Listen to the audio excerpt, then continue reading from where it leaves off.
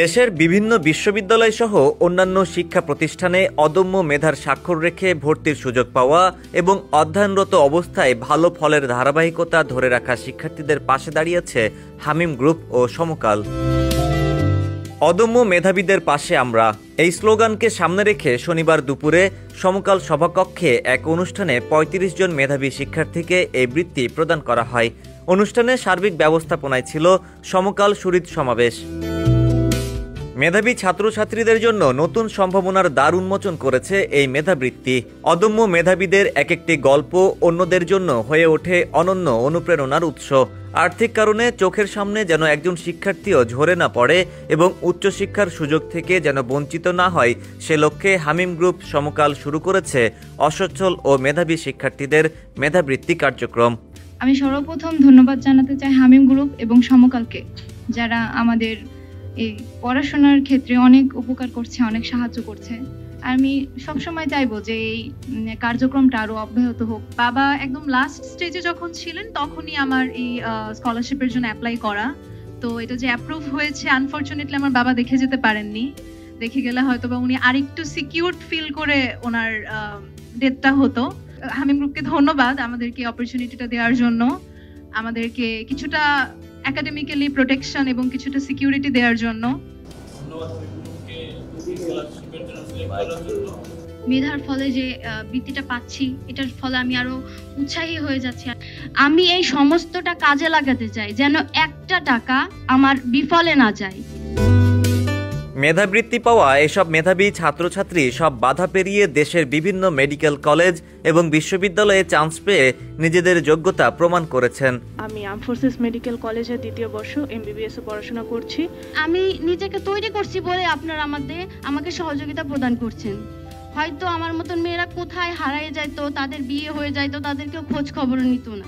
এই বৃত্তি আপনাকে দায়িত্বশীল করে তুলতেছে, অর্থাৎ আপনাকে দায়িত্ববান করে দিয়েছে। শুধুমাত্র পাইলেই হবে না, আপনার একটা দায়িত্ব, আপনার নিজেকে যেন চলমান রাখতে পারেন, নদীর স্রোতের মতো যেন আপনি সবসময় বহমান থাকেন, সেই বিষয়টিও আপনাকে স্মরণ করাই দিতেছে। এই যে সমকাল এবং হামিম গ্রুপ যে মেধাবৃত্তি দিচ্ছে, এটা কেউ বলেছেন তাদের সামাজিক দায়বদ্ধতা, কেউ বলতেছেন মহানুভবতা। অবশ্যই সবই সত্য, কিন্তু তাদেরও তো নিশ্চয়ই একটা উদ্দেশ্য আছে। সে উদ্দেশ্যটা কি? সেটা আমার যেটা মনে হয় যে তোমরা যাতে মানুষ হতে পারো, জীবনে পরিবারে সুপ্রতিষ্ঠিত হতে পারো, পাশাপাশি এই দেশের একজন সুনাগরিক হিসাবে, একজন দেশপ্রেমিক নাগরিক হিসাবে যাতে নিজেরা গড়ে তুলতে পারো, সেটাও একটা উদ্দেশ্য। সেই সামাজিক যে দায়িত্ব, সেই দায়িত্ব তারা পালন করছে তোমাদেরকে দিয়ে।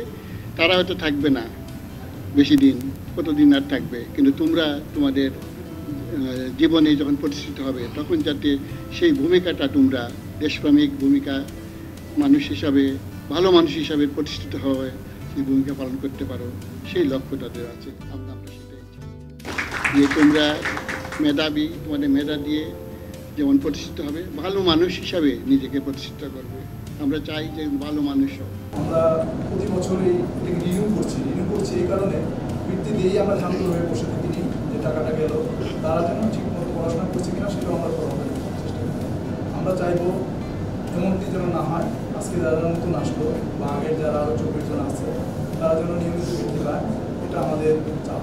প্রথমেই বলবো যে যারা এই বৃত্তিটা পেয়েছেন এবং পেয়ে আসছেন এবং তারা এটা অর্জন করেছেন, যেখানে বিশ্বের বড় যত ল্যাব আছে, যেখানে রিসার্চ হয়, সেখানেও ফান্ড আসলে এইভাবেই আসে যে বড় কর্পোরেটতে তাদের সোশ্যাল রেসপন্সিবিলিটি ফান্ড থেকে আসে এবং বড় অধ্যাপক তারা হন এবং দীর্ঘদিন যারা অধ্যাপক হিসেবে ইউনিভার্সিটিগুলোতে থাকেন তারা মূলত ফান্ডার। তাদের বড় কাজ হচ্ছে যে বাইরের থেকে এই ফান্ডটা জোগাড় করে আনা স্টুডেন্টদের জন্য, যারা সারা পৃথিবী থেকে যে বাচ্চারা পড়তে আসে। তো এটাও এরকমই একটা ফান্ড, এই হামিম এবং আজাদ ভাই যেটা করছেন। তো ফলে এটা আপনারা এটাতে পাওয়াটাকে আমি মনে করি যে খুবই প্রেস্টিজের বিষয় আপনাদের জন্য। হাসানুর আরিফিন, সমকাল।